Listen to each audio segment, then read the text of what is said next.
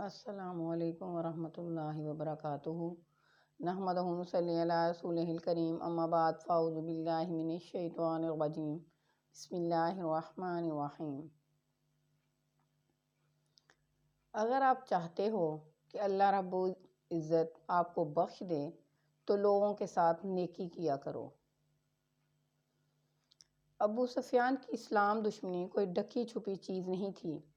مکہ میں رسول کریم صلی اللہ علیہ وآلہ وسلم کو سخت سے سخت ایذیں دینی، مدینہ پر بار بار حملہ کرنا، قبائل عرب کو اشتعال دلا کر حضور صلی اللہ علیہ وآلہ وسلم کے قتل کی بارہا سازشیں، یہودیوں اور تمام کفار عرب سے ساز باز کر کے اسلام اور بانی اسلام کے خاتمے کی کوششیں، یہ وہ ناقابل معافی جرائم تھے جو پکار کر کہہ رہے تھے کہ ابو سفیان کا قتل بالکل درست اور جائز ہے۔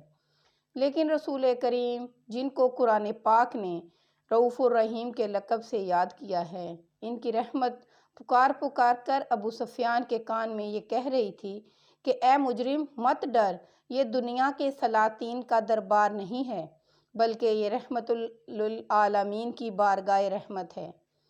بخاری شریف کی روایت تو یہی ہے کہ ابو سفیان بارگاہ رسالت میں حاضر ہوئے تو فوراً ہی اسلام قبول کر لیا، اس لیے جان بچ گئی۔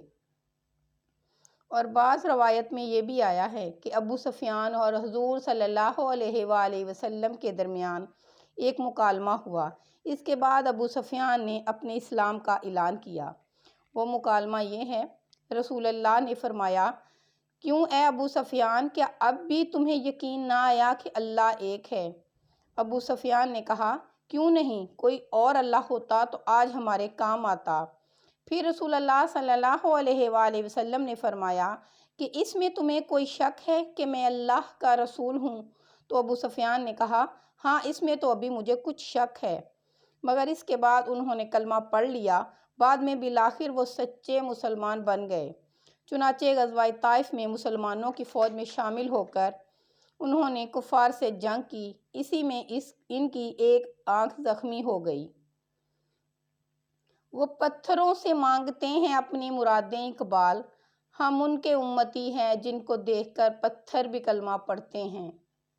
تاجدار دو عالم صلی اللہ علیہ وآلہ وسلم نے مکہ کی سرزمین میں قدم رکھتے ہی فرمان جاری کیا۔ ان میں سے ایک یہ بھی تھا کہ جو ابو سفیان کے گھر میں داخل ہو جائے اس کے لیے ایمان ہے۔ وہ ایک فخر پسند آدمی تھا، اس فرمان سے اس کو بہت فخر اور حوصلہ ملا۔ اخلاق کبھی نہیں ہارتا اور تکبر کبھی نہیں جیت سکتا۔ وآخر دعوانا ان الحمد للہ رب العالمین۔ اللہ نگہبان۔